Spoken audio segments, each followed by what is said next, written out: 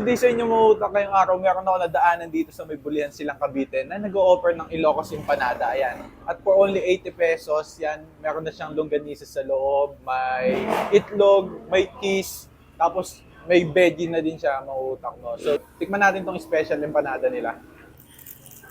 Ayan guys, so, tiin natin sa gitna. Mas mabilis kainin. Oh. Tignan nyo naman yan, no? Tikman natin na may suka, guys. Oh. Eat.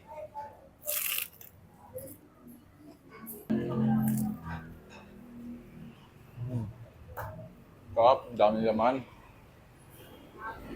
Empanada to. Malaki siya kumpara sa ibang empanada. Sa mga normal na empanada na titikman natin. Sa presyong 80 pesos, masasabi kong all goods na siya sa lasa. Ang daming longganisa, talagang nanonood sa bibig mo kapag kinagat mo siya. Sarap. Perfect to sa suka.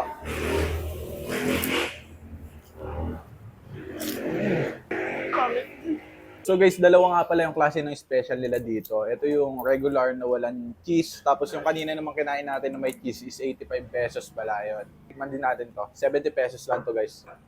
Tikman natin. Sarap. Pero mas masarap yung lasa ng may cheese. Kaya recommend ko sa inyo kung pupunta kayo dito o order kayo. Bilhin nyo may cheese. Sarap. Sarap din naman siya anyway. Guys, bukod nga sa Ilocos Empanada ay meron din sila dito mga takoyaki. Ayan. Meron silang 4 pieces, 8 pieces, tsaka meron din yata 24 pieces guys. Ito, umorder tayo ng Octobits. Yan. Mainit na mainit pa to. Timusan natin. Eat!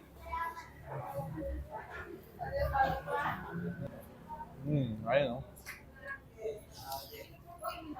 At lahat ng yan nga mauutak ay dito nyo lang matatagpuan sa Takoyaki 88. Located lang sila dito sa may Zone 2, Bulihan Silang Cavite at nasa tapat lang sila netong BHC emission testing sa may Bulihan. Kaya sa mga tropa natin taga Silang Cavite na naghahanap ng Ilocos Empanada, lalo na yung mga tropa natin dyan sa Bulihan, ay naku, subukan nyo na to kung hindi nyo pa natitikman. So paano mauutak? Hanggang dito na lang din siguro. Maraming salamat sa pagsama. Mr. Mautak once again, sending love, peace, pew pew pew.